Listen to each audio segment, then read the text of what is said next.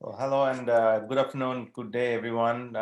Thank you for joining us for this kickoff of December's CFF Live session. We had a month's break coming out of the Cyber Future Summit, annual summit. There was a lot of follow-up and action that ensued. So we are glad to reset and restart this, between the holidays. And there are many topics that are coming up this month. We are trying to cover three key topics as takeaways from the summit.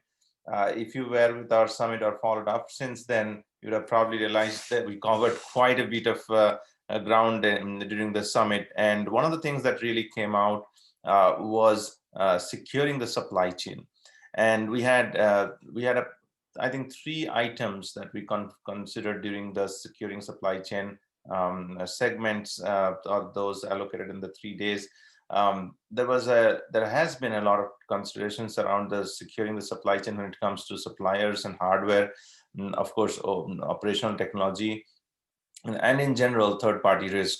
But an area that has since become a very important consideration for leaders and cybersecurity specifically, and now business leaders and even national security is the security of our software supply chain. And nobody could probably do a better job at taking this space head on and being able to define a framework and actually a standard offering and a methodology to address the transparency required in the security of supply chain. Then Allan Friedman, who will be joining us today shortly. And along with Allan, we have a series of additional considerations that are coming up as to how can we take this to the next level of knowledge and learning that can support this supply chain consideration. So, Allan, good afternoon. Thank you for joining us. And I know your time is so valuable. You are driving this head on. The entire software bill of materials initiative, along with a number of cybersecurity initiatives. So glad that you were able to spend some time with us today. Thanks so much for having me. Okay. And for those who don't know Allan, which would be strange if you're in cybersecurity and not following the work he has done or he's doing now. Allan serves as the Director for Cybersecurity Initiatives as the U.S. Department of Commerce at NTIA, which is the National Telecommunications and Information Administration. And he spearheads a number of initiatives along, this probably is the most prominent and marquee. He designs and launches and runs the cybersecurity multi-stakeholder process. I personally have been part of that, as I know I can talk about my personal experience and vouch for it. But I would let Allan, give a little bit about his motivation to do this process. But let's start with something that's probably more close to heart, and my heart, and as well as the community's heart, as to what is your motivation? How did you get to the cybersecurity industry? I know you had a very kind of winded path to get to this, and all right. So technical issues. Can you hear me well? Let's do a quick mic check again. A little bit of interference from you. Can you hear me? I can hear you loud and clear. You're coming out fine, right. and hopefully you will do most of the talking. So as long as we can hear you, I think we should be good.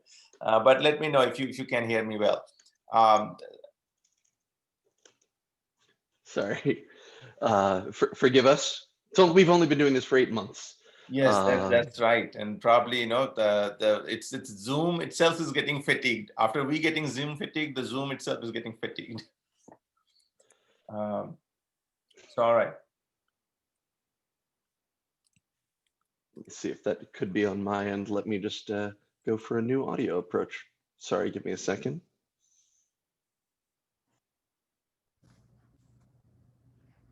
All right.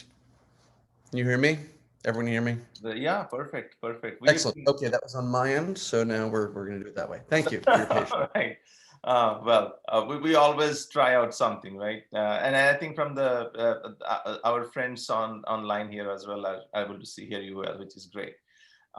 So, Alan, I can only give a little bit of background, but I think you bring along an entire array of experience and expertise. Of course, the book, which sums it up all. But I think the SBOM initiative has taken a highlight in your career as well as the work that you do recently. So let's start with a little bit of your background. How do you reach here and your leadership journey? So I started off in the late 90s and early aughts as a wannabe crypto guy. I sort of saw the cypherpunk movement and got really excited about it. And the challenge is I wasn't smart enough to write proofs for a living. I wasn't good enough to write code for a living. And this was during the tail end of the crypto wars, the fight about, how do we legalize encryption? Hey, everything old is new again. And that led me to sort of think about policy instead of doing, my undergrad problem sets. I was staying up late having all these debates in the lab. And that led me to think about policy and applied economics. So I ended up getting a Ph.D. From the Kennedy School in policy and economics. And applied economics means you're not really a proper economist. And postdoc in computer science realized, nope, right the first time, still not a computer scientist. And by then, I was a mediocre cryptographer, a mediocre economist, and a mediocre computational modeler. When you're mediocre at that many different things, you often gravitate to Washington, D.C.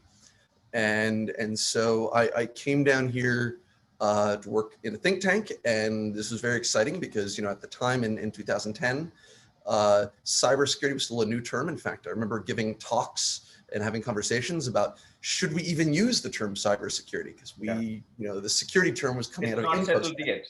It's 2 words or 1 word. Still the debate is on. Yeah, exactly. And really trying to emphasize from a research perspective the economic side of things, right? How do we think about not just the technical side, but the organizations and the incentives? Early on, in 2002, that was a brand new issue. Over the last few years, that's become a very commonplace idea that we should think about incentives in organizations, but we haven't made a lot of progress in actually building that into practice.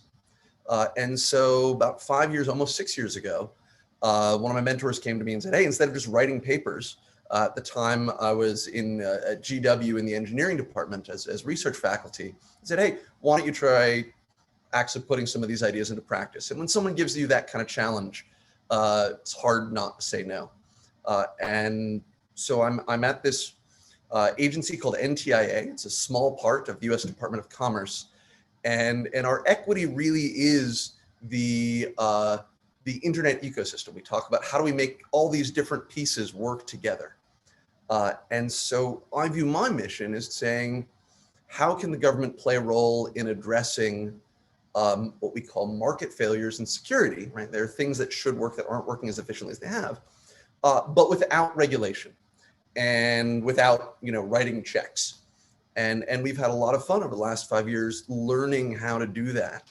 And it's part diplomacy, it's part engineering, it's part standards development, and it really is about helping the community help itself. No, that's a lot of work packaged into one, I guess, and then it's important to even highlight how to make it happen. The sausage making process is usually removed, right? But I think in this case, you really want to expose this, because the more people that are involved in the outset, the more they're going to be, understanding and appreciative of the work that is being done here. So when you think about, and I don't think anybody probably make so much fun of one's entire career as you do, and I've seen this over and over again, right? On a serious note, though, what is your guidance for those that are starting off in a career and then typically think that you will only have to be a techie to be a cybersecurity professional, whereas you have been both. I mean, on both sides, and you have found a happy medium. I hope it's happy medium, but it's right somewhere in the middle. But again, you shot up, in terms of leadership, right? You're also, responsible for managing all this. So I think this is a pretty much more holistic picture than what people typically anticipate coming into this business. So your thoughts around that? So yes, I've had fun being credentialed as a technologist, even though the only thing I have is a BA in computer science, and that's 20 years old. So I've enjoyed that. I think there are a couple of things I can say. Is first, having that technical credential has helped.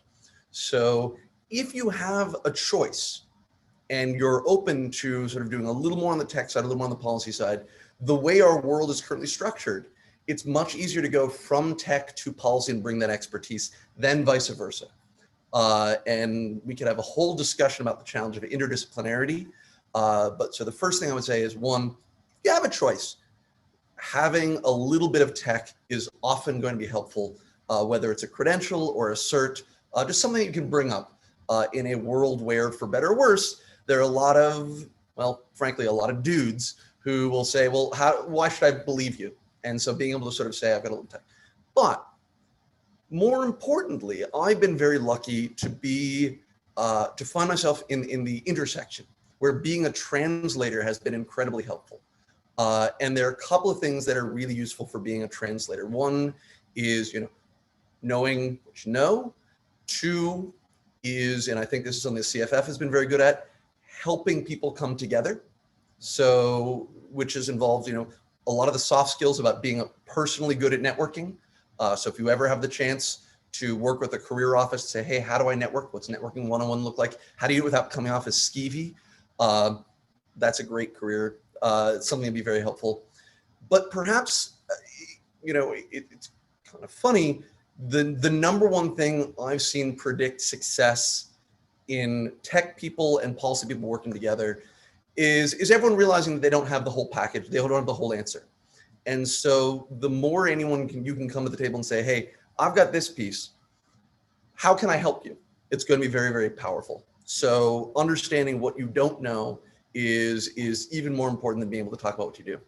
No, but that's so true. And the hardest solutions are not solved by one person. It's always a team approach, right? And you may not have the best answers. You have to find out the other person who knows better than you, but that particular piece of the puzzle, right? So no, absolutely great point. Well, let's move on to your core area of passion right now, and then focus the software bill of materials. When we last spoke, and then even before this book, it's blue, so it goes back into the blue. I'm one of those nerds, Alan, who's actually highlighted every page of this and then go through it. And I was trying to find connections myself, but I would rather ask you. How do you get started with this initiative? Because and I think when you started, like when 2-3 years back when it was forming up, it was still hard for people to understand and accept. It's more about like we have always done it this way. Why do we need a software bill of materials? So what was your motivation when you started? So first, important to acknowledge, not a brand new idea, and certainly not my idea. People have been talking about the importance of a list of ingredients for software for quite some time. And in fact, there was even a congressman who proposed it as regulation back in 2014-ish. I'll be perfectly frank, this was one of the least popular ideas I've ever seen in Washington. It was shut down quite critically and drew immense ire from the IT industry. To the point that when I first started to try to bring this idea up again, I didn't use the term SBOM. I had to invent a term called software component transparency. Because how could you be against transparency, right? And the value, so first thing we had to do is figure out why it was so unpopular. And I think some of that is venal, especially from a software licenses perspective. Don't know if the audience all knows this, but lots of open source software is actually comes under specific types of licenses that says you can't do it certain ways. And for better or worse, even some of the biggest and richest and most sophisticated companies weren't always paying attention to this. I think that today is a much better understood risk. There are now commercial off-the-shelf tools that can help you manage this. It's a much better understood tool. But the other reason I think it wasn't, people were against putting it in regulation is because I think it's very understandable that we shouldn't build things into law that apply to everyone in the country and by extension a lot of the world without really knowing how to do them. And so our vision was to say, let's pull together as much of the community as possible. And we'll talk a little bit about what I mean by the community in a moment. Pull them together and say, hey, what works for us? Right? The government doesn't have a specific interest in what the solution looks like exactly. Right. We just need there to be a solution. And why should this be dictated from on high when it's something that we can build from the ground up? And so that really is our vision here. Well, no, I think that's a great high-level summary. What do you want the audience and the viewers to know who are getting initiated into SBOM as to, I mean, what does it mean for them, right? I mean, I understand now the angle that you have to take to get this to the level that it is now is that this is government's, this is federal government's idea of what software transparency should look like. But is it applicable for the industry as well? So, and I think that's a lot of how we framed it, is to look at it from a market perspective, right? Why don't we have this today? Well, no one's asking for it, so no one's providing it. No one's providing it, so no one's asking for it. So rather than just go to the people who make software and say, please do this, because they can't do it themselves, they need to have the open source community. So we have to go cover first the entire supply chain. So we've got folks like the Linux Foundation, the Apache Foundation, and a bunch of different open source community folks that are involved, as well as companies that are involved in the open source space. Down middleware, commercial software, embedded software is key, because often, you know, the blinking boxes that keeps grandma alive or that's keeping the power station running, you really need to see what's in that. But then, as you were saying, the most important thing is perhaps the customers. We don't want transparency for its own sake. We want to show this data can be used. Right. And so we've conceived this from the start to build on a two-sided market. And as folks start to both learn how to generate it, we're also helping people say, well, if you have this data, what can you do with it? And that's another big part of it as well. Well, do you see any particular sector that has, that has taken a lead or could benefit from this one over the other? I see it as expansive, like, you know, it can be benefiting every sector, but specifically any sector. So the sector that's actually taken the largest lead so far is kind of interesting. It's the healthcare sector. And those of you who are sort of steeped in cybersecurity may not think of the healthcare sector as really being a vanguard community for a variety of reasons. And this also, by the way, I want to acknowledge, does do a little bit of violence to my theory of non-regulation, because one of the reasons the healthcare sector has been so active is because the medical device regulator, the FDA, has publicly said, we're going to start requiring everyone who's got a new medical device that wants to get certified, part of that certification process is going to be producing a bill of materials. But, and this is to their credit, the FDA is led by some amazing people in the space, Dr. Suzanne Schwartz, Jessica Wilkerson, and they've realized that rather than designing this, again, top down and dictating to the community, they just said, hey, everyone go over to the NTIA world, because we don't want a healthcare specific solution that's going to raise costs, it's going to make things inefficient. So our scope really is not just the entire supply chain, but making sure that we can see across sectors. So the healthcare sector has been leading the way, and they've actually been doing a proof of concept exercise, but we've got lots of interest from traditional enterprise software and networking community, but also the automotive sector. Yep. I've been doing a lot of work with the energy sector recently, and then traditionally finance and things like that. Well, I mean, I think this has gained a tremendous traction over the last couple of years, and kudos to you and your team that consistently, you know, takes this to the wider and ever wider audience. Do you see this as a solution for the industrial control systems issues that we have right now, as to track down the essential parts of those components of the supply chain, and where software bill of materials meets this hardware bill of materials? Because sometimes, and many times, they would coincide in this case, right? First, I will say I would much rather debate which of our preferred text editors is superior. It's Emacs, by the way, than sort of discuss what's the difference between software and firmware.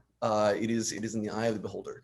But I think this is going to be very valuable for ICS with some other challenges. And in fact, a lot of our vision over what we'd like to see happen over the course of 2021 is to help different communities look at this and say, what works for this and what doesn't? Because transparency isn't just about technology. It's not just about the data formats, and it's not just about the tools. It's about the processes and the incentives as well. And one thing that makes ICS a little different is you don't always have a direct relationship between the manufacturer and the customer. Mm-hmm. So you often have integrators or many layers of integrators in the way, so that you have the large manufacturers that are, caring about security more and more. We're making a lot of headway in that space. But we also have the shelf life, so we've got to deal with legacy software. And then we have a lot of people who sort of are responsible for managing these contracts. These are all things that we need to think about, whether we're talking about oil and natural gas or energy and transmission. And I think we're going to see, especially over the next few months, a lot of movement in the energy transmission side of things. I'm going to be starting a new proof of concept work. Again, it's going to be led by the community. Yep. NTIA just sort of acts as the nexus where folks can come together to say, let's try this and see what it looks like in a safe, non-regulatory, NDA'd fashion. Well, I've been tracking the working groups, the formations, the participation, and then it's getting diverse every month as we get your newsletters and notifications. When it comes to the investment that the organizations and companies who are going to produce this software and a high, considering OT and ICS, the combination of software and hardware, where do you think the investment is going to be coming from? And businesses in particular, are there software businesses, or this is going to come from both a combination of the buyer and the supplier? Because just a supplier incentive would be that it's more transparency and probably addition to the security, reducing risk, but also comes at a cost. So who's going to pay the cost? No, this is a great question, right? Change is never absolutely free. Mm-hmm. There are a couple of things we can do. One is help people realize that this is a one-time cost if you do it well. And one-time costs are always better for your spreadsheet. And if you can balance that against some net savings. So for example, the director of product security for a global Fortune 500 company said, in the ICS space has said, if we had this today, we could save thousands of man hours a year, because every time a new vulnerability is announced, this person's team has to comb through their entire product family to say, are we affected? And that's crazy that's expensive. So the vision here is to help people appreciate it's a one-time cost. But I think it's also a lot of opportunity. I know that there are already at least 2 startups that are focusing, their primary focus is on helping develop SBOMs in some way or another. And we're seeing more and more companies realize that they can provide a lot of value in creating the SBOMs, processing them, help do some sense making, and then it sort of also slots in on the vulnerability management side, on the customer side. Right? Large organizations now see, oh, we have thousands of vulnerabilities that we have to pay attention to. SBOMs are going to actually make that even more complex. And so a lot of players are going to say, well, we'll help you make sense of this and figure out what to prioritize.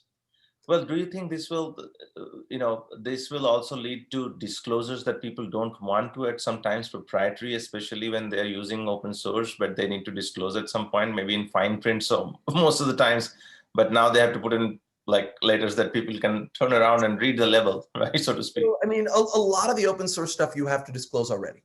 So for example, if you look at your phone, you can sort of see all of the open source licenses that Apple is using that are part of this product. Yeah. So people who want that, you get some. Now, what you don't get is the exact version. And it's true that will have some disclosure. Our vision, the vision of the community has always been, we're trying not to be overly prescriptive. And so if you look at, a box of cookies, it's going to have a list of ingredients. I like the metaphor of a list of ingredients. Yeah. Butter, flour, sugar, and natural flavorings. Now, that implies that there's some things that someone who produces, hey, there's stuff that I have in my software that I'm not going to tell you about. Now, this starts a discussion, especially for a large enterprise, right? If you're a very large, energy company, you can say, nope, you have to tell me. Or you can say, that's fine, but you have more of the risk of dealing with this. So for example, and natural flavorings today cannot include known allergens. So you can't say natural flavorings and have it be peanuts. And so this is where we can start the ball rolling and say, a number of my stakeholders are very fond of using the mantra of crawl, then walk, then run.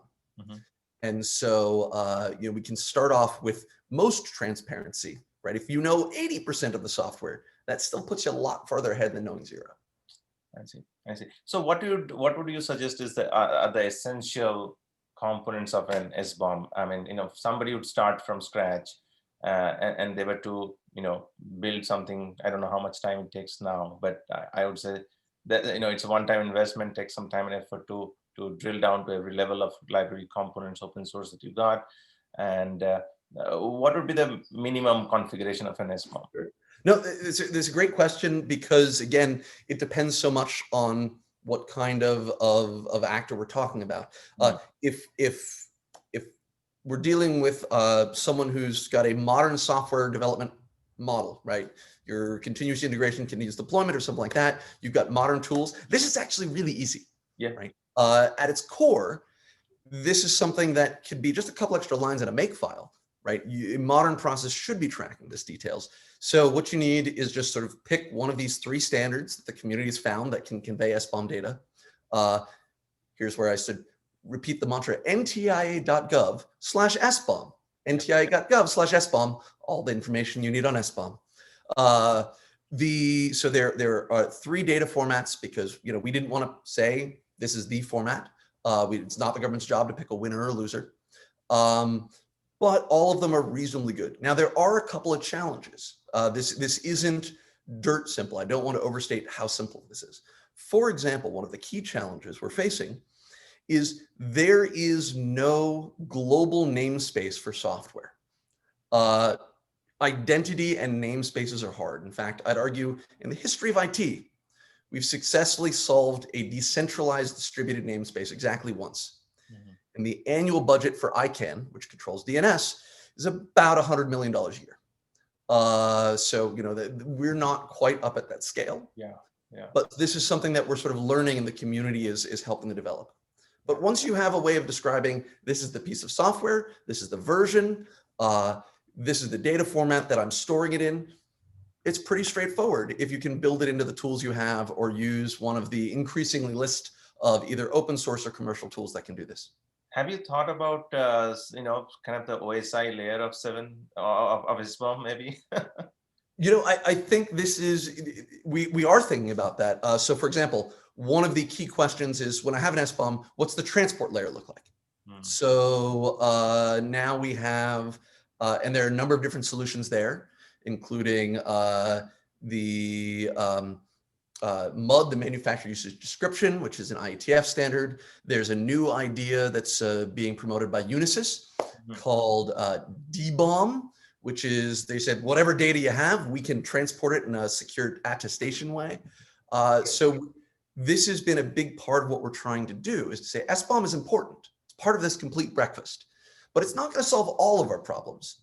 And rather than trying to shoehorn everything into this one model, we'll say, hey, if this doesn't cover your problem, that's okay.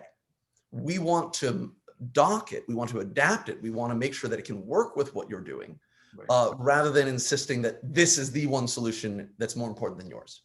Yeah, no, that absolutely makes sense. And I think one thing I want to highlight from what you just observed is that highly recommended that you actually do it sooner than later as you grow your software kind of inventory. And probably if you're a technology company and produce your next version, it's easier to do it now than later. Great value addition to your business. this is one of those rare issues that's also puts a smaller business at an advantage, right? If you're a large global company with a legacy pipeline and a legacy process and a giant back catalog of software, this is harder for you. Whereas if you're small and lean, this is something that you can use as a competitive advantage. And we've been talking to a lot of companies about that, especially in the last 8 months. It's been much harder to be a small organization. This is one of the things that helps tip the balance. Of course. No, I think that's a great positive advantage for smaller companies. Absolutely agree with that. What about so let's talk about like who are the ones. So I'm a small or large software company, chief product officer, and I know my next iteration is coming out. Who are the stakeholders in my organization I need to talk to make sure like this becomes a productive pursuit of getting to a completion and a milestone? So, this is a phenomenal question because we're working through this as well as there's a whole working group we have on awareness and adoption, trying to tackle this issue of how do you create the change inside an organization. Part of it's the product team, and especially if they're at this juncture where they're changing their process, you say, hey, slip this in. Yeah. 2 is just the product security folks. They're the ones that have to bear the cost. I like to tell. When we first kicked this initiative off, the head of product security for one of the world's largest software companies came and said, yeah, we need this because the bugs that his team was fixing weren't built by his engineers. They were part of the open source. Good point. The lobbyists from the same company stood up and said, this is a terrible idea that will kill innovation. But right, so it's the product security team is going to drive this. But in addition to the engineering process folks, the people who are sort of leading for change making inside an organization, the other place I think we're going to see this move is sales and compliance. I mentioned that the healthcare community is starting to drive this into regulation. I spend a lot of my time working with my colleagues in the federal government saying, hey, SBOM is coming, but hold off on writing it into regs yet. But I think we are going to see it. And so the more people can sort of say, again, for energy, we've got the NERC CIP 13 requirement on which says you need to identify your supply chain risks. Doesn't say anything explicit about what that means, but it's hard not to say that, that's going to include software at some point. Yeah. And so more organizations are going to start being able to use this as a sales differentiator. Yeah, no, I think that's why even the security was kind of positioned as, you got to be secure to sell anything. So, a differentiator, and they hear transparency with respect to your software packages need to be as probably, amenable to the sales process. Well, when it comes to this, I'm sure this is a journey, and there have been certain milestones, right? And then now getting to the largest stakeholder group, probably working on how to kind of nicely fit into regs, not make it too hard for people to adopt. Just like if you think about the current trend on CMMC adoption, for example, right? You need to have the whole defense community, whether you are a landscaper or you are the most sophisticated aircraft manufacturer, doesn't matter. You have to be compliant, and I think you play. And then the agency and the SBOM initiative plays a great role in defining how much to fine tune that so that the adoption is smooth and easy. Are you taking a more like a CSF approach where you provide a framework, or are you taking a little bit more on the NERC approach where you're very prescriptive, but again, you are getting plugged into that prescriptive mechanism, so you become prescriptive by that nature, right? So, where do you see this sliding scale? That's a great question. And because there's that tension of flexibility, but flexibility often either leads to under delivery, right? Right. The minimum, or specificity here is the key, right? Now, how specific you want to be. And what we're trying to do is build, use the term, a set of toolkits or playbooks to help people figure out what they want. So for example, if you think of an SBOM as a tree, there's a graph, right? This depends on this, depends on this, depends on this. One of the key questions is how deep do we go? and there's going to be a cost. And so this will be part of the negotiation where someone says, okay, I need a minimum of this level, or I need to go go as deep as possible, but you're allowed to have, just tell me what you don't have. In fact, the spec explicitly makes known unknowns part of it. So you can say, hey, I don't know what's in this. And now if you're buying it from me, you can say, tell me more, or you can hire someone to sort of do your risk analysis or whatever. So the vision here is to empower people with the way to think about it in a way that they want. So internally, for example, you probably want to go as deep as possible. What you're going to share with your customer, well, that's going to be between you and your customer. One of the things we're working now, sort of talking globally. So SBOM was just mentioned in NISA guidelines for IoT. We know that a number of parts of the Japanese government are very interested in this, including METI and JP CERT. And actually one of the, back in the US, talked about CMMC, probably one of my last meetings before everything closed down in March was with Dana DC and the CIO team at the Pentagon. And we said, hey, how can we start to think about building this into the Pentagon's approach? Not necessarily as part of CMMC, but as part of their long-term thinking about the risk of what they buy. No, I think that it's especially in the federal government and the critical infrastructure side, on the defense side. I mean, there is a need to know. I mean, you can't discount it. If there is a way to know these things in advance in a more structured way, I think it helps everyone. And that's why I think that the question is very important as to how specific you want to be without being too prescriptive, right? Draw the fine line there. So how does the roadmap look like ahead for you, Allan? I mean, this program and not just the definition of this program, but taking this program, rolling it out to others. What are some milestones you'd be looking for, or we'll be looking from our side?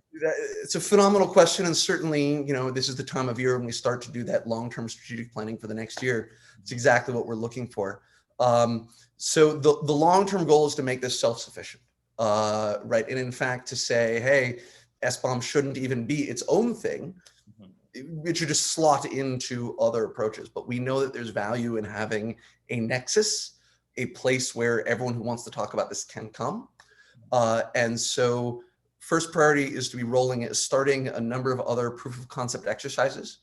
To steal shamelessly from the IETF, we want rough consensus and running code, right? We want to show what works, take what doesn't work, what are the challenges, and fold it back into the community.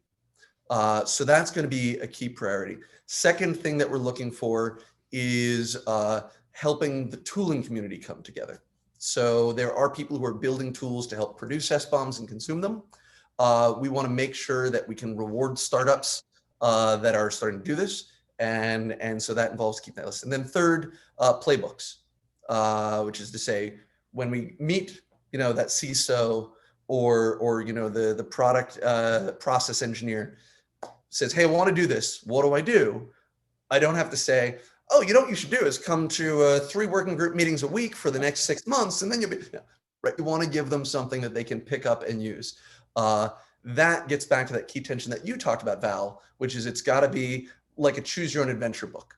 It's got to be if you're using this tool or you're this kind of shop, turn to page 17. And it's going to take a lot of work to do. Hopefully some people that are in the CFF community want to roll up their sleeves and help out. Well, of course, we will spread the word far and wide, and looking forward to those milestones. So, I think this has been a fascinating conversation. I do want to get your broader thinking on this one, and bear with me as I kind of frame this question, right? I not only think, again, I think many will probably agree here or disagree, but SBOM has been a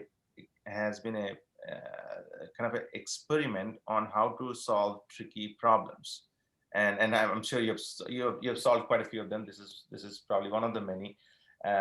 What can you say about how can we make this change happen in security? And this is, I think, this is your more academic and philosophical approach to solving bigger problems, and I wanted to get your thoughts on how do you go about it.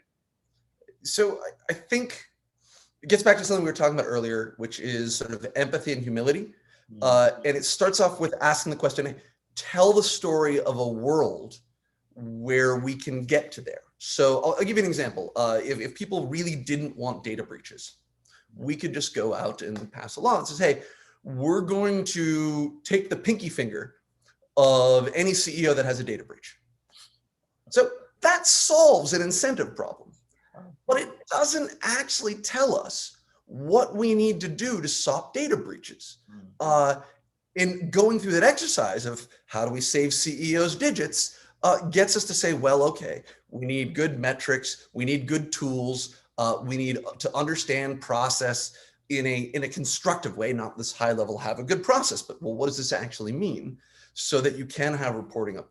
There are all these pieces that we need. And similarly, when we're talking about tackling something like, so first thing I looked at when I went into government was vulnerability disclosure. And in 2015, this was still a very controversial issue.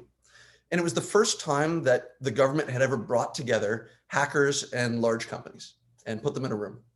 And the hackers said, well, these companies are just clearly bad because they're making insecure products. And the company said, these hackers are just dropping Ode on the internet without caring. And both of them were using the language of protecting the public. And that allowed us to say, okay, well, let's use that framing. Let's take that common noun and say, what's something that's achievable in the near term, medium term, and long term? And what are the tools we need to get that way? Especially in tech, we've got a weird curve where they're the very well-sourced elite leaders. And it's always tempting to look at them. But if we only look at them, we're going to put too high expectations on, the rest of the Fortune 1000. And similarly, we also need to look at, the folks at the back end of the curve and say, yeah, we may need a stick to go after you at the very end. And so it's sort of rewarding innovation, supporting the folks in the middle who want to do better, make it easier and cheaper to do the right thing. And then the rest of government comes in when market forces don't help us go after that lag. No, I think that this is a great approach, and thanks for your persistence on this one, because I think this was one of those sticky affairs as we talked about, right? And it's great to see how your background, which I think you so modestly talk about, gets us there, right? As a consensus forming leader, you're able to take problems that are quite challenging and could be very controversial to a more consensus driven and collaborative approach. So a great learning from the exercise itself, as much as learning from you how you deal with the issues and bring your expertise. So Allan, it's been a pleasure talking to you again. It's always, and this time particularly, taking this topic to the CFF community. And again, we will take this to a larger audience in terms of knowledge and kind of access to the materials. So anything that you want to share in terms of links and kind of working guides, and please let us know. We'll be making it available on the CFF website. Great. Thanks so much. And anyone who wants to get in touch, feel free to reach out. We'd love your help. Absolutely. So, well, as we wind up today's program, I think we'll continue on this exciting trip. Today, I'm also doing another. Typically, we do this on a live session, but another. Just a heads up, is another scientist we're interviewing today is Dr. Jayashree Seth from 3M. A great advocate for science, and talking to the scientist, talking about a scientist, I think the believers need to be connected to those that are doers. So we'll get to that session and broadcast it later on Thursday. As a continuation of this conversation, we'll probably taking a specific topic and solving it with science. So thank you for joining us, and those that will be joining us later, please feel free to follow Allan. He's very active online, and one of the most responsive leaders I have seen despite his very busy schedule. So thank you again for joining us, and we'll look forward to collaborating further and taking this forward. Thank you. Great work you do at CFF. Thank you. Thank you. Cheers. Bye-bye.